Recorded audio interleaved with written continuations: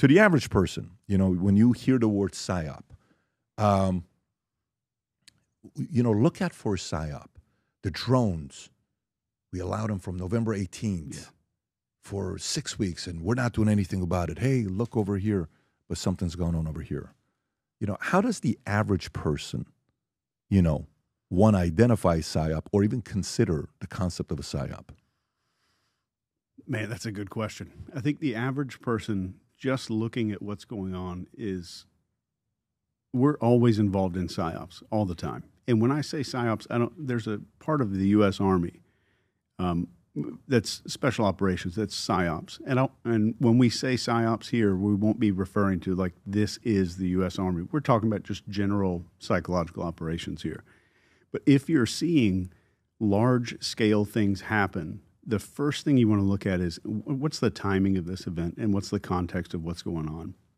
And then right away, what is the information that's being suppressed and what's being forced out into the public? Like these passports that happened and the ID card that was found in this guy who burned in a Tesla. Like somehow this thing mysteriously You're talking about Matt Liversberger, who his Cybertruck exploded from the Trump Tower. Yeah. So like what is information suppression and availability, and what's the timing of what's going on? Like, is there something else happening? So like, is a political candidate about to transfer power, or is something going on somewhere else that this could be some kind of distraction for? So we just go back to if you learn magic and you get a magic kit when you're a kid and they teach you like, well, shake your hand over here. Let me just do this thing. It's very basic. I'm just going to do a big thing over here to draw people's attention away. So we tend to think like there's some highly advanced technology going on to harness the power of a PSYOP, but it's usually pretty simple. So for you, Chase, the average person sees the drones. Oh, it's the drones going on. The average person sees, with the Cybertruck and the whole ID that you're talking about, and then Sean Ryan and his crew talking about that email. When the average person sees it, they look at it at face value. Here's what happened. Yeah. How do you view it when you see it? The first thing I'm looking at is what's the incentive here? Is there somebody that's going to gain from this being public or this being exposed to the public? And if you just look at the last few years, anything that we want to normalize to the public, we start out small. So we start out with these Freedom of Information Act releases like UAPs, drones, UFOs, all this stuff. And then these whistleblowers will come forward and start going on podcasts and they've been on Joe Rogan. They've been all over the place. So it's starting like this massive amount of information flux. We had a couple of those. We had one of the guys on as well, if you're talking about the UFO whistleblowers. Yeah. Interesting business model. Keep going. And who was the guy that you just had on? I watched it on the plane on the way over here. Dr. What was his name? Stephen Greer? Stephen Greer. Okay. Most believable guy I've ever seen from a body language perspective. Mm-hmm. Like he is very believable. There's some guys that I think are less credible. But if you just look at this release of information, and when I see the drones as a behavioral expert, I'm seeing this is a logical expansion of that narrative. This is just the next logical step in a normalization process. So we're normalizing these drones, and we're normalizing the aerial phenomenon, and then all of this stuff happening, we don't know what the end goal is. So if you're looking at a PSYOP, the end goal of all PSYOPs is to modify or shape behavior of a crowd of people, a group of people. So what would be the end result or the desired end result for somebody to shape a behavior of a country or a populace? So we want to normalize it, but then you got to go into, and I'm not going to speculate on this, but the next step is why? Why would this need to be normalized? What would the next step after that be? So you got one incentive. Who benefits from this, right? Mm-hmm. And you were going somewhere. So the business format is, here's aliens, crisis, scare everybody. Hey, potentially we need, because of this, and then you bring so you're saying the level of advancement of the way they would do it is, boom, claim this guy's a whistleblower, that he's going up against the government, where in reality he's actually representing them, trick the populace to believe in that he is on your side, and be careful with this. And the whistleblower increases confidence in saying, yeah, don't trust the government when it comes down to this, but this is what's really going on, which in reality, that's exactly what the government wants to relate to you and then trick the populace into distracting them from what the really is going to be. Is that kind of what you're saying? That's the business model? Definitely possible. And I'm not casting aspersions on anybody, but I'm always suspicious if someone's coming out as a whistleblower when they have a list of what I'm allowed to talk about and what I'm not. And when a whistleblower comes out with, I can't talk about that, I'm limited to speak on that, then they have a list of speaking points. And that makes me a little suspicious. Do you have any examples of it? Yeah. So I'm not going to mention any names, but you'll probably know who I'm talking about. You see somebody that comes out as a whistleblower, and they start talking about all these programs, and a podcast host is going, okay, well, tell me more about, are we doing this?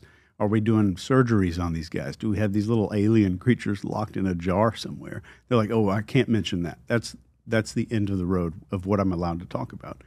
And they're people with speaking points is what it is. There are people, and so you mentioned Stephen Greer. Why'd you bring up Stephen Greer? Did you bring him up because you believe he is a PSYOP, or did you bring him up to say, no, that's a guy that actually believed that what he's saying is correct? I believe Stephen Greer, absolutely. You believe him? Yeah, and I just watched it yesterday when I was flying down here, and I watched the whole entire episode. And you've never met Stephen? Never met him. Okay. But every time I've seen him talk, he's okay with ambiguity. He's okay saying, I don't know that. We see so many people that are certain about everything. They know the reason, they know the why, they know maybe the star system that some kind of craft came from. They're certain. And I see the more certainty that I see in somebody, the less credible I tend to see them. I'm a little more suspicious, let's just say that. And he is okay with ambiguity and saying, like, I don't know what this is or what it's for, but this is the fact. Can you give some of the most successful PSYOPs in the past that the government has used? Dude, this one will keep you up at night. Can we type something in on the screen? Yeah, of course. So type in PSYOP Vietnam Ghost.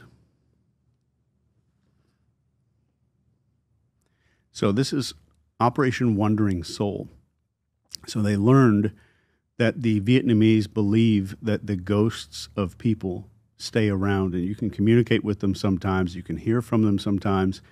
So we found a way to kind of hack into the North Korean radio systems and had dozens of voices of ghosts that would play like phantoms over the radio and say, I can't believe what I did. I should have surrendered. I could still be with my family if I just surrendered. And this is like, you can hear the tape is right there, but it's haunting. And it was a really good program. So Vietnamese culture calls for a proper burial, becoming a one. So it is the Vietnamese belief that the dead must be buried in their homeland, or their soul will wander aimlessly in pain and suffering. Vietnamese feel that if a person is properly buried, then their soul wanders constantly. They can sometimes be contacted on the anniversary of their death and near where they died. Vietnamese honor these dead souls on a holiday when they return on site where they died. The U.S. used this to their advantage and tricked their Vietcongs into leaving by playing the audio recording of their dead friends. Are you kidding me? It's insane. And is that the example of what it sounds like? That they actually have a recording of it? Yeah. Let's hear it.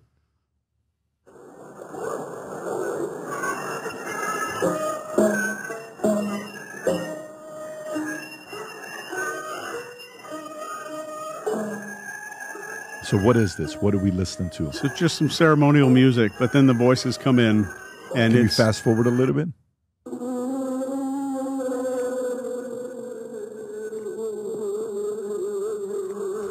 So now it sounds like a haunted house. Like, remember when you buy like a cassette tape of Halloween noises? Yes. That's kind of what it sounds like. And what did this do? How successful was this operation? I think it was very successful.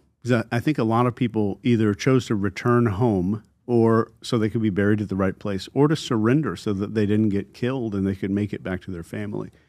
So this is a great example of it. But when it comes to behavior, here's one of the biggest things. If I could divert really quick. Yeah. The biggest thing that you can ever understand about human behavior is that human beings tend to overvalue language. Human beings tend to overvalue language. Yeah. So I teach persuasion and influence for a living. Okay. I don't teach PSYOPs all the time. I train PSYOPs maybe once a year. And that's at Fort Bragg. So when it comes down to, let's just take a basic example of sales, a sales team. Somebody says, well, I need a better script. I need a better thing for the phone. What do I say? Or somebody, let's say the top sales guy at a company has this record number of sales. What does the management do? They're like, okay, what is he saying? Not who is he, it's what is he saying? And that's the biggest mistake. It took me 15 years to learn this mistake that our species makes is we value language so much. And I've studied neuroscience for the past 7 years, and there is no structure in our brain designed for language. We have one for vision, for smell, for touch, motor control, all of this other stuff. There's no hierarchical structure in our brain for language. It's because it's pretty new to us as a species, and our brains haven't changed in 200,000 years. But we think, what do I need to say? And when I get clients, the first thing that clients ask me for is, we need a better script. I need more techniques and tactics. I need to know what to say.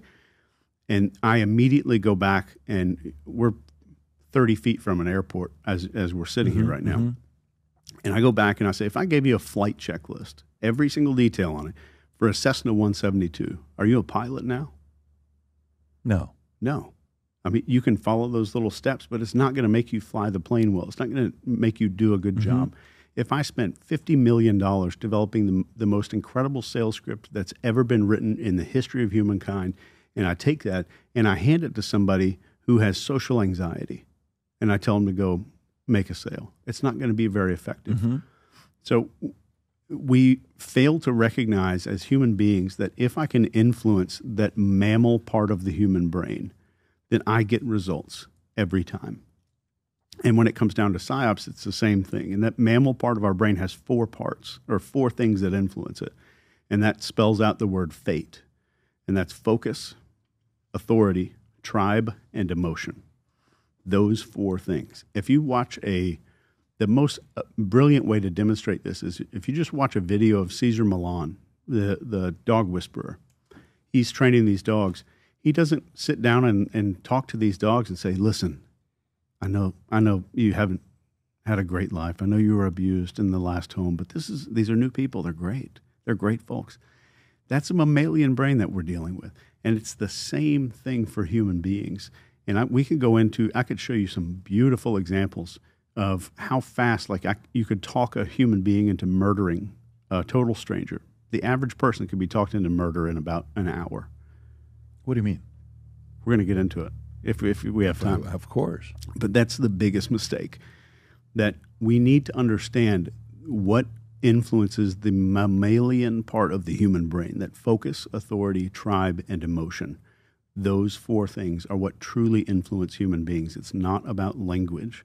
And I spent my whole life learning, or the beginning parts learning, what are the words I need to say? What's the sneaky little script that takes place? But if we look at, and this is all going to tie back into how we're being influenced by social media, and it's not the language we're hearing. It's not the reports of all this stuff is going down. These attacks are happening. Those words are almost meaningless to us. It's the imagery.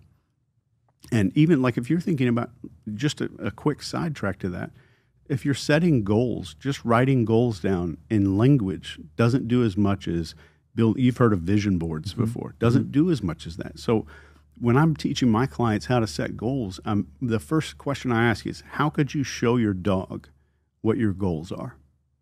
If your goals are not written in a way that you could show it to a dog, you're a lot less likely to accomplish them. So we have to get down to the mammalian brain because it's in charge. So for anybody who thinks the human new part of our brain is in charge of us, try to hold your breath until you die.